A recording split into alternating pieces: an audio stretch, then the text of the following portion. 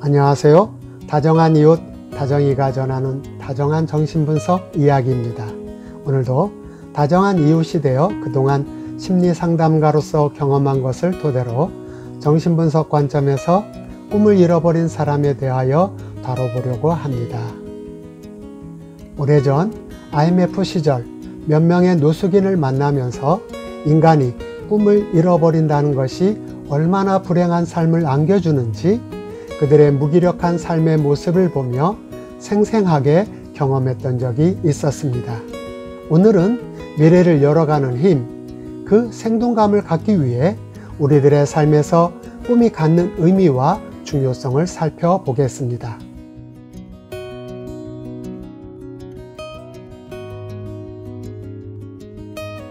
꿈을 마음속에 간직하고 꿈을 성취하는 능력은 매우 중요합니다. 특히 어린 자녀들이 꿈을 갖기 위해 상상하고 도전해보는 것은 삶을 건강하게 그리고 행복하게 살아가기 위해 꼭 필요한 요소입니다. 지금 현실이 매우 힘들고 각박하더라도 꿈을 향해 열려있는 사람은 미래에 이루어질 꿈을 위해 오늘을 행복하게 살아갈 수 있기 때문입니다.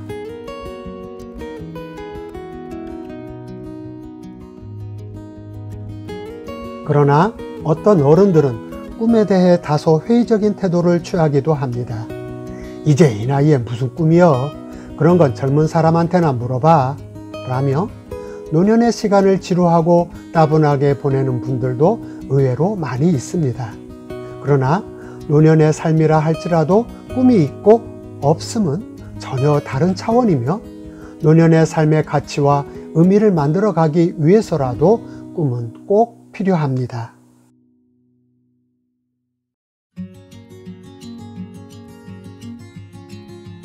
한편 꿈에 대하여 회의적인 태도를 취하는 사람들의 내면 세계를 살펴보면 꿈을 잃어버린 비참함과 절망적인 느낌으로 가득 차 있음을 알게 됩니다. 그리고 그것은 외부 세계를 대하는 정서적 의미와 태도를 만들어가게 됩니다. 때문에 그들은 역경과 고난을 헤쳐나가는 능력이 매우 부족하며 행복감 또한 매우 부족합니다. 따라서 내면 세계가 희망으로 채워져 있느냐 아니면 고갈되어 있느냐에 따라 삶은 전혀 다른 모습으로 나타나게 됩니다. 이제 꿈과 희망을 잃고 살아가는 사람들을 이해하고 돕기 위해 좀 더 구체적으로 원인을 살펴보며 그 의미를 알아보도록 하겠습니다.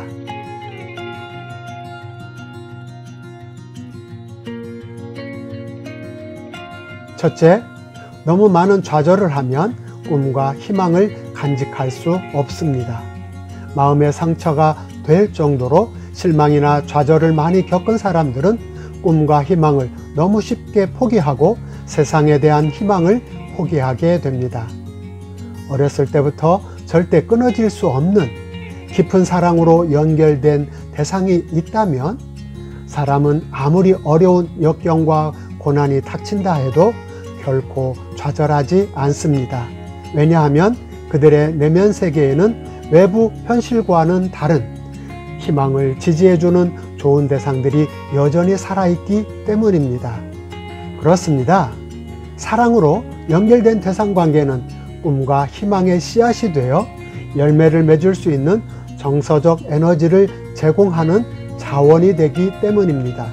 하지만 사랑으로 연결된 관계를 전혀 경험하지 못했다면 그리고 관계가 깨어지는 좌절과 성취를 향한 노력들이 격려를 받지 못했다면 내면 세계는 자기 파괴와 자기 의심 그리고 자기 증오로 오염되고 칭찬과 격려에 대한 기대를 포기하고 체면 상태로 살아갈 수밖에 없습니다.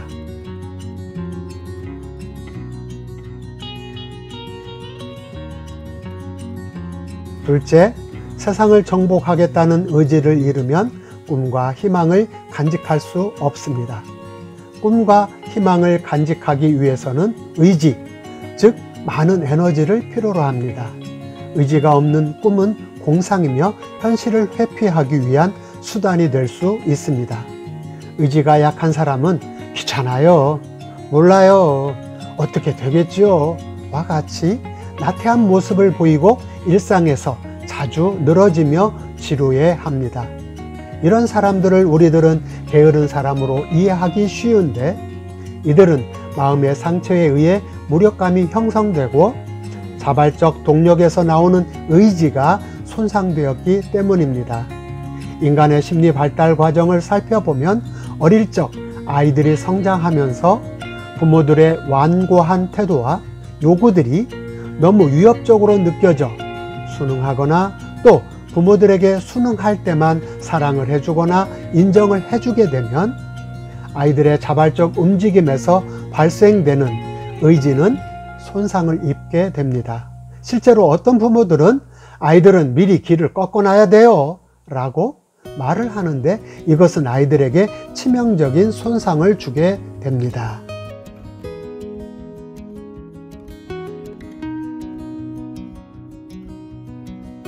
셋째, 자신의 감정을 몰라 꿈과 희망을 세울 수 없는 사람들이 있습니다. 일찍부터 기가 꺾여 자발적인 감정과 욕구가 억압되고 수능에 길들어지면 주체적이고 능동적인 자신의 삶을 살 수 없게 됩니다. 부모들의 거부할 수 없는 강력한 침범으로 인해 자신이 원하는 방식으로 느끼고 반응하고 탐구하고 행동할 수 있는 정서적 심리 공간과 신체적 활동 공간을 가져보지 못했기 때문입니다. 다시 말해 자신의 감정의 세계를 침범당하게 되면 자신이 무엇을 느끼고 무엇을 원하는지도 잘 모른다는 것입니다.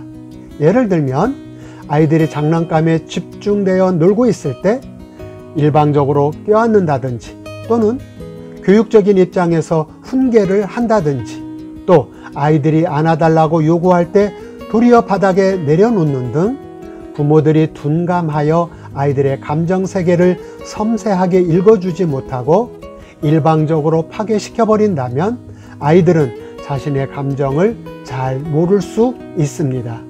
그러면 어린 자녀들은 자신이 무엇을 원하는지 알 수 없기 때문에 자발적인 동기를 갖고 꿈과 희망을 간직하는 데 어려움을 겪게 됩니다.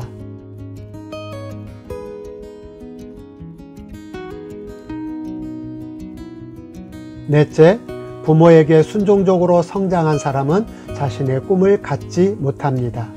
스스로 생각하고 느껴보도록 자신의 주도성이 격려받지 못한 채 부모의 철저한 계획 속에 교육되고 수동적으로 성장한 사람들은 부모의 꿈이 자신의 꿈인 줄 알고 살아가게 되어 있습니다. 부모에 의해 너무 어렸을 때부터 심어진 꿈은 아이들의 삶을 지배하며 자신만의 고유한 잠재력과 재능을 기반으로 한 꿈과 희망은 뿌리를 내릴 수 없게 되고 추진력과 생동감 있는 삶을 누릴 수 없게 됩니다. 어릴 때는 부모에게 인정을 받기 위해 많은 노력들을 기울이겠지만, 그래서 남들이 부러워할 만큼 성공적인 삶을 사는 것처럼 보일 수도 있지만, 시간이 지난 후에는 의욕을 잃어버리고 공허함이 지배하게 될 수도 있습니다. 간혹 인류대학 또는 의과대학 그리고 좋은 직장을 두고도 중도에 포기하는 사람들 속에서 그 예를 얼마든지 찾아볼 수 있습니다.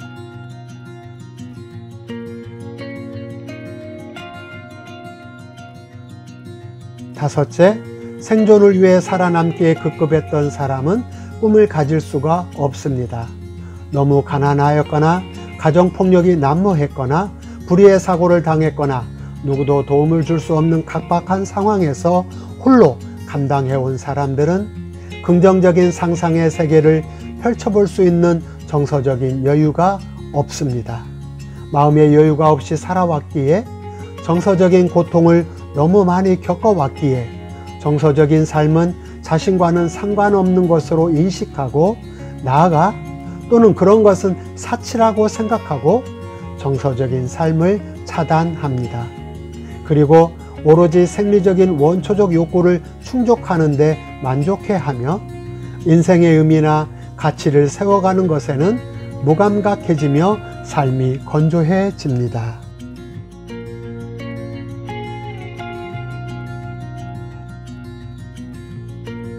여섯째, 실패가 두려운 사람은 꿈과 희망을 세우지 못합니다. 앞에서도 다루었듯이 자신의 잠재력을 개발하기 위해서는 도전해야 하지만 충분한 격려와 지지를 경험하지 못하고 지나친 통제와 비난을 받은 사람들은 꿈을 이루기 위해 노력하는 것이 두려움으로 느껴지기 때문에 꿈과 희망을 세우지도 못하고 당연히 도전하지도 못합니다. 실패할 수 있다는 두려움에 압도당하며 이미 시작하기도 전에 실패에 따른 비난과 모욕당할 것이라는 생각 속에 가만히 있으면 중간은 간다는 생각 속에 극단적인 안전만을 추구하게 됩니다. 그런 사람에게 있어서는 꿈과 희망에 대한 성취는 영화나 드라마를 보듯 자신과는 관계가 없는 사람들의 이야기로 여기고 구경꾼에 머물게 됩니다. 여기까지 꿈과 희망을 세우지 못하는 이유와 꿈이 없는 삶을 살펴보았습니다. 그럼 꿈과 희망을 갖지 못한 사람들을 위해 어떤 도움을 줄 수 있는지, 그리고 극복하기 위한 방안들은 무엇인지 잠시 살펴보겠습니다.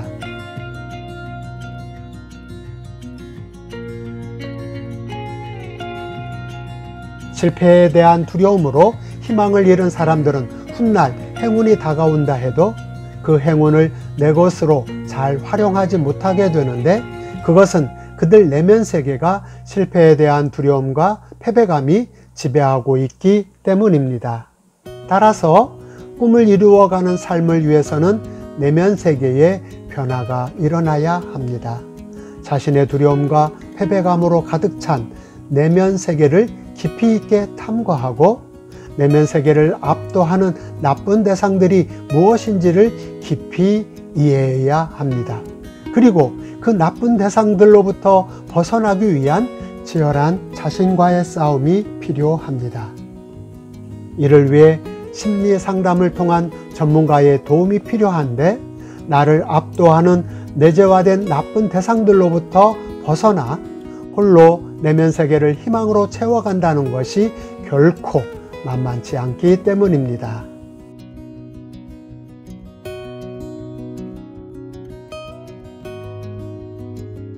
또한 자신이 진정으로 원하는 것이 무엇인지 깨달을 수 있어야 합니다. 이미 앞에서 언급했지만 자신이 원하는 것이 무엇인지 모를 수도 있습니다. 하지만 너무 미약하겠지만 하나씩 자신이 원하는 것을 찾아가야만 하고, 그것을 기반으로 창조적인 경험, 즉 성취를 향한 자발적인 움직임 속에 조금씩 생산의 경험을 축적해 가야 합니다. 자발적인 노력과 그 경험의 축적을 통해 희망은 싹이 트기 때문입니다. 그리고 자발적인 노력에 대해 공명으로 반응하는 충분한 격려가 필요하며, 혹 실패했다 해도 노력함에 대한 칭찬과 지지가 절대적으로 필요합니다. 왜냐하면 희망을 잃어버린 사람에게 격려해주는 세상이 새롭게 경험될 때 어렵지만 희망을 다시 세워갈 수 있기 때문입니다.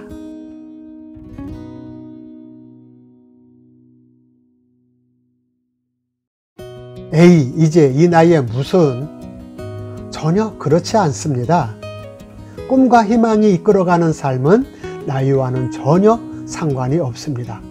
죽는 날까지 희망이 나를 이끌어가야 하는 것이며, 그래야 내게 닥친 고난의 시간들을 견뎌내며 행복하게 살아갈 수 있습니다. 병석에 누워 있어서 할 것이 하나도 없다고요. 병석이라도 사랑하는 자녀들의 꿈을 위해 기도할 것이 있습니다. 얼마든지 사랑하는 대상들과 함께 희망을 가꾸어 갈 수 있습니다. 그런 의미로 병석에서 어떻게 노년의 삶을 아름답게 마무리할 것인지, 인생을 아름답게 마무리하기 위한 노년에 대한 희망도 준비해야만 합니다. 희망이 나를 이끌어 갈 때 인생은 분명 아름답게 가꾸어질 것입니다. 여기까지 꿈과 희망을 잃고 무력하게 살아가는 사람들을 돕기 위해 꿈과 희망이 갖는 의미와 극복하기 위한 방법들을 살펴보았습니다. 다음 시간에는 다른 주제를 갖고 만나 뵙도록 하겠습니다. 좀 더 자세한 내용을 알고 싶은 사람은 한국심리치료연구소에서 발간된 스토리텔링을 통한 어린이 심리치료 중에 꿈과 희망을 잃은 아동을 도우려면 편을 보시면 도움이 되겠습니다. 그리고 좀 더 자세한 안내와 상담받기를 원하시는 분은 대전사회복지실천연구소 홈페이지를 방문해 주시거나 메일 주소 cgy7704@mail.net으로 연락 주시면 감사하겠습니다. 이 영상을 보시는 모든 분들이 좀 더 행복할 수 있기를 기원하며 진실함과 더욱 노력하는 모습으로 여러분에게 다가가겠습니다. 감사합니다.